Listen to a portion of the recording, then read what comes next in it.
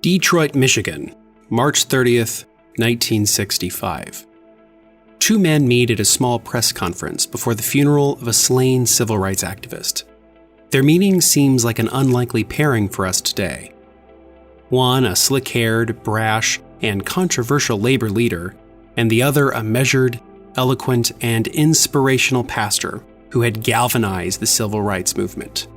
The former was there to present a check for $25,000 for the latter's work on racial equality. Their stories varied tremendously, but at this moment, they intersected, manifesting all the complicated and contradictory impulses of American life during the middle of the 20th century. Those two men were Jimmy Hoffa and Dr. Martin Luther King Jr.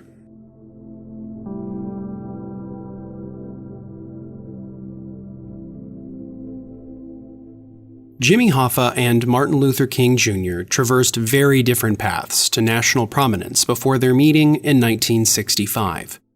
Born in 1913 in Brazil, Indiana, Hoffa's early life was one of poverty and struggle.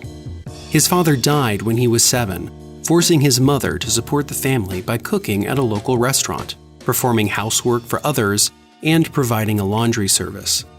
Hoffa and his brother helped as children, which influenced the former's future interest in unions and combating poverty. The family moved to Detroit in 1924 to find greater work opportunities.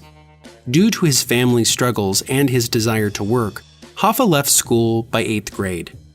His first impression of the International Brotherhood of Teamsters, the union he would be connected to for the rest of his life, came when he was a teen working for a local grocery store in Detroit. Working conditions were poor, and job security was always threatened. He helped organize a work strike, where he gained support from the local union, quickly rising through the ranks. He was elected president of Teamsters Local 299 in 1937. Over the next 20 years, Hoffa's role in the Teamsters continually expanded, resulting in his election as international vice president in 1952 and then general president in 1957. A position he held for 14 years. During that time, Hoffa worked to expand and improve the lives of the union's membership. His most notable achievement was the 1964 National Master Freight Agreement, which brought over 400,000 over-the-road truckers under one contract with better wages and working conditions. Martin Luther King Jr.'s upbringing, by contrast, shared little in common with Jimmy Hoffa's. Born in 1929 in Atlanta, Georgia, to a minister and the daughter of a minister, the church played a central role in his life. His father, Martin Luther King Sr., served as the minister for the Ebenezer Baptist Church. A prodigious student, young King enrolled in Morehouse College at the age of 15, earning a bachelor's degree in sociology just 4 years later. He then earned a bachelor's in divinity from Crozer Seminary and a doctorate from Boston University. During his formative years, King developed his philosophy of nonviolence based upon the teachings of Indian political figure Mohandas K. Gandhi, Protestant theologian Paul Tillich, and American transcendentalist Henry David Thoreau. After moving to Alabama to start his ministry work, King became involved in civil rights activism in 1955. When he was chosen as the leader of the Montgomery Improvement Association. He lent critical support and leadership during the Montgomery bus boycotts of 1955 through 56, which had been launched by Rosa Parks's refusal to move to the black section of a segregated bus. These boycotts resulted in the desegregation of the city's bus services by a decision of the U.S. Supreme Court. In 1957, King helped found the Southern Christian Leadership Conference, SCLC, and, over the next few years, played a pivotal role in the fight for civil rights. This culminated in the Birmingham marches of April 1963, where he faced down police aggression at the hands of notorious police chief Eugene Bull Connor, and his iconic speech at the March on Washington for Jobs and Freedom later that August. In that speech, he said these legendary words, "I have a dream But one day, this nation will rise up and live out the true meaning of its creed. We hold these truths to be self-evident, that all men are created equal.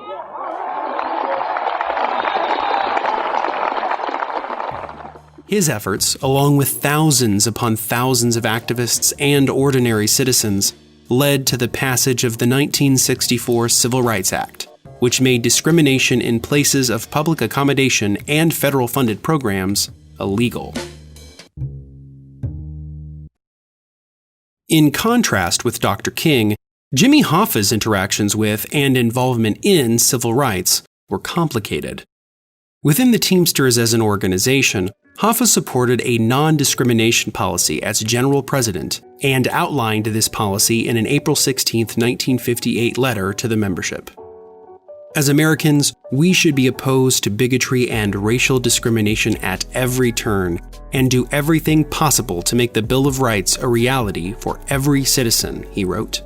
This policy meant a strict, non-discriminatory hiring policy at all levels within the Teamsters. However, a 1959 article in the Indianapolis Recorder noted that the Senate Rackets Committee, then investigating Hoffa, alleged that he discriminated against African Americans at his local 299 in Detroit. In a possible effort to challenge the allegations, the Teamsters hired Augustus G. Parker as the first African American legal counsel for the union. In the Indianapolis Recorder article announcing his hire, it was noted that a National Bar Association resolution recently praised the union for its non-discriminatory activities, especially in the South. Reflecting on this later in his memoirs, Hoffa wrote, "Many iniquities continued to exist in trucking circles in various parts of the union, and I had come to realize that only a strong, solid, large union could end them. I was arguing against racism long before the federal politicians were aware of it as an issue." Despite the non-discrimination policy within the Teamsters and his own declarations against racism, Hoffa did not support the 1963 March on Washington for Jobs and Freedom, organized by such prominent African American leaders as A. Philip Randolph of the American Federation of Labor Congress of Industrial Organizations, AFL-CIO, and Dr. King.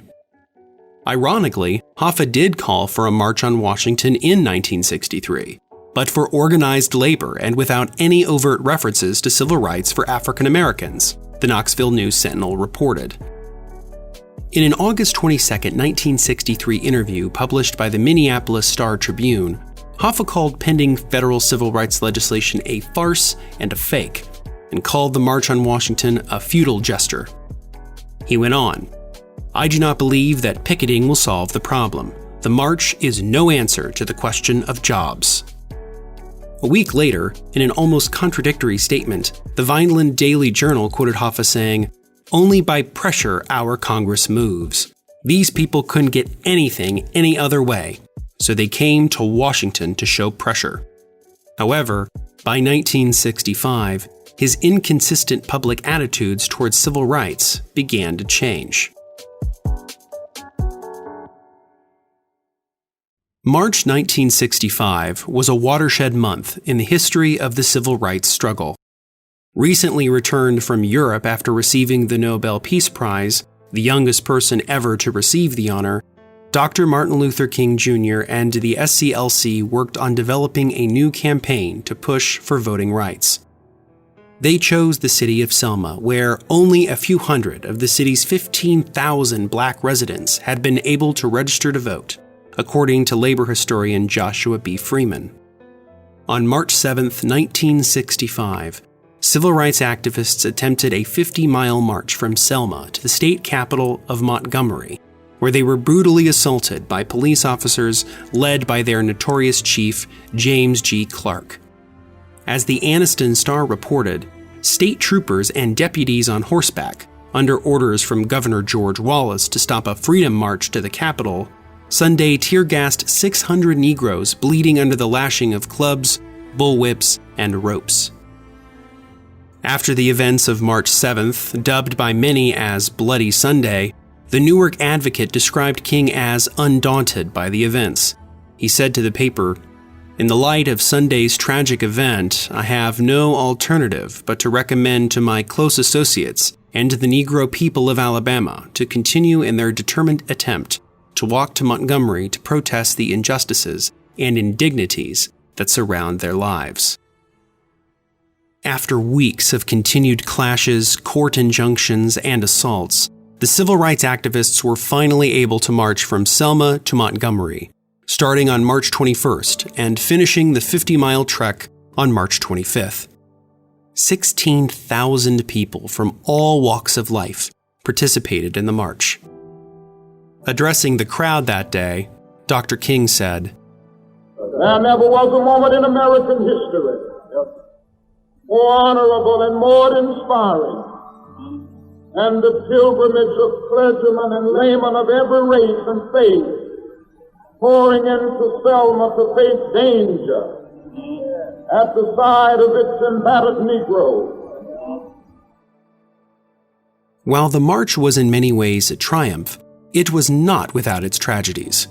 On March 9th, 2 days after Bloody Sunday, James Reeb, a Unitarian minister from Massachusetts who came to support the march, was severely beaten by 4 white men and received a serious head injury. He died 2 days later. The other high-profile casualty in Selma was 39-year-old Viola Gregg Liuzzo. The Detroit-based mother of 5 had been shot and killed in Alabama by a carload of Klan night riders as she and a young black SCLC volunteer were driving through Lowndes County on their way to Montgomery to help ferry the marchers back to Selma. As historian David J. Garrow noted, her murder was a chilling confirmation that King had been right about a season of suffering that still lay ahead. That successful completion of the trek to Montgomery did not mean the larger struggle had been won, or that triumph was close at hand. Condolences for Liuzzo poured in from leaders across the political spectrum, from Michigan Governor George Romney to Vice President Hubert Humphrey. But one of the most unlikely people who showed not only sympathy for her loss, but publicly dedicated himself to her cause, was none other than Teamsters General President Jimmy Hoffa. The fact that Liuzzo was the wife of Teamster business agent Anthony J. Liuzzo likely influenced Hoffa's actions, as the situation was somewhat personal for the union head. While he didn't support federal legislation that would outlaw groups like the Ku Klux Klan, he worried that such a federal law could outlaw unions like the Teamsters. Hoffa nevertheless believed in prosecuting those responsible for her death, the Bridgeport Post reported. On March 30th, 1965, in Detroit, among attendees such as Michigan Lieutenant Governor William Milliken and United Auto Workers President Walter Reuther, Hoffa and Dr. King paid their respects to Liuzzo. In the funeral home, in front of a field of cameras before the service, Jimmy Hoffa and Dr. Martin Luther King Jr. met in person. They shook hands and Hoffa presented King with a check for $25,000 to the SCLC as a way to alleviate some of the cost and suffering King's movement has experienced, according to the Orlando Sentinel. Hoffa also said to King, "The Teamsters will give whatever help we can give you." Their meeting immediately became headline news. A photograph of the two together was printed on the front page of the Odessa American, and articles appeared in such varying publications as the Phoenix Gazette, the Hagerstown, Maryland Daily Mail, and the Jim Thorpe, Pennsylvania Times News. After years of differing lives and strategies, Hoffa and King had found common ground. However, not everyone took their meeting well. Hoffa's support of King caused a backlash within some of the rank-and-file members of the Teamsters. An article in the Anniston Star noted that Teamsters Local 612, led by truck drivers Johnny Lynch and Harry Lowe of Birmingham, Alabama, distributed petitions for Hoffa to ask for the check back. "Jimmy Hoffa has stabbed us in the back," a rank-and-file member was quoted as saying in the Binghamton, New York Press and Sun Bulletin. Teamsters Local 515 of Chattanooga, Tennessee also protested the move, sending telegrams to Hoffa demanding he rescind the donation. Despite harsh criticism, Hoffa stood his ground in his support for King, as Hoffa said in remarks reprinted in the Chattanooga Daily Mail. "I will not compromise on principles that I have had for years. This is not in regard to white people and black people. It is a question of whether we will be deprived of our individual rights guaranteed by the Constitution. If the right to vote can be taken away from a person because of a color, the right of a union member to vote or to participate in union affairs can also be taken away." Hoffa's support of King went just beyond a donation. When King called for an economic boycott of Alabama to push the needle on the voting rights struggle, Hoffa didn't denounce the move, but rather offered strategic advice. As the Lansing State Journal reported, Hoffa believed that getting railroads and trucking on board with the boycott might ensure its success, but was unsure of the legal pathways to make it happen. When King and the SCLC reached out for legal guidance on this question, the State Journal noted that Hoffa and the Teamsters would be willing to meet and discuss the proposal. While King's proposed boycott fizzled out by the summer of 1965, Hoffa's openness to the discussion on the matter, along with his donation to King and the SCLC, represented an evolution in the Teamsters' public persona on the question of civil rights. As for King, the Selma campaign was one of the central forces that led to the passage of the Voting Rights Act on August 5, 1965, a cornerstone piece of legislation during the civil rights era.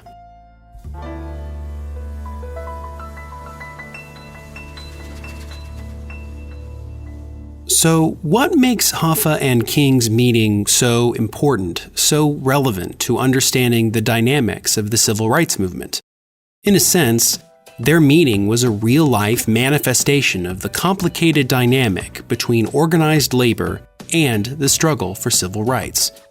As political scientist Alan Draper explained, the relationship between organized labor and the civil rights movement proceeded along two tracks. At work, the two groups were adversaries, as civil rights groups criticized employment discrimination by the unions. But in politics, they allied.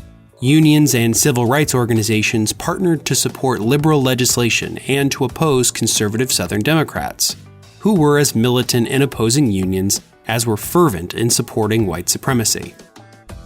Hoffa's interactions with the civil rights movement reflected this phenomenon. While he publicly supported a non-discrimination policy for the Teamsters and the work of Dr. King, he also faced charges of discrimination within the Teamsters and didn't support the 1963 March on Washington. Dr. Martin Luther King Jr., the SCLC, and the broader civil rights movement received substantial support from organized labor, specifically the United Auto Workers, UAW, and the AFL-CIO. In 1957, the Packing House Workers Union, like Hoffa would do 8 years later, publicly presented Dr. King with a check for $11,000 towards the SCLC's voter education program.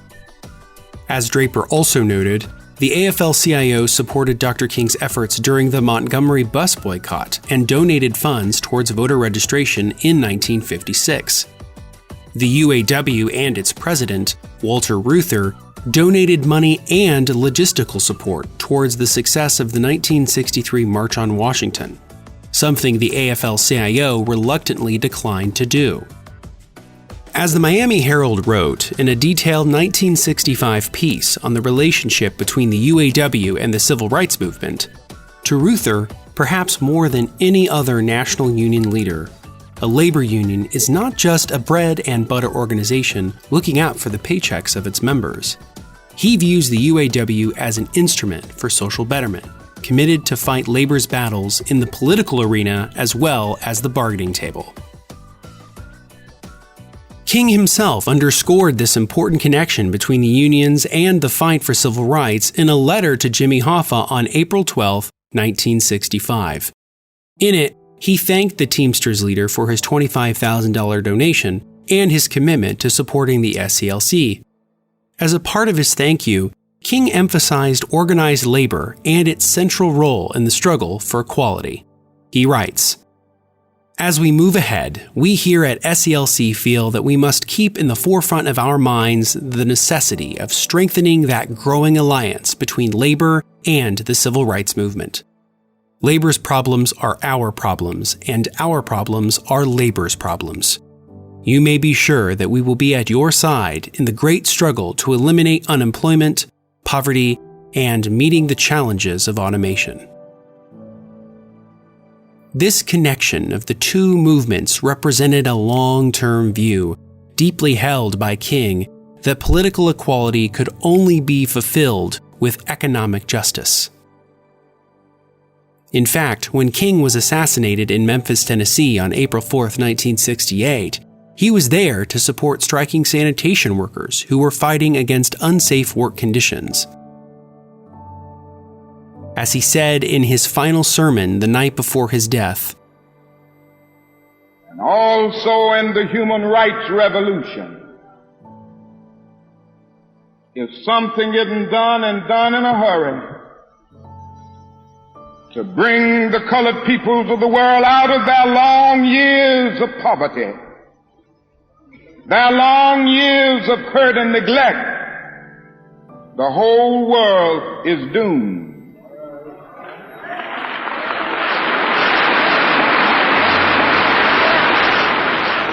King's assassination in 1968 and Hoffa's disappearance in 1975 closed a chapter of American history, one where the symbol of civil rights and the symbol of organized labor, whose divergent lives converged during a critical juncture of the era, often shared space on the front page of daily newspapers.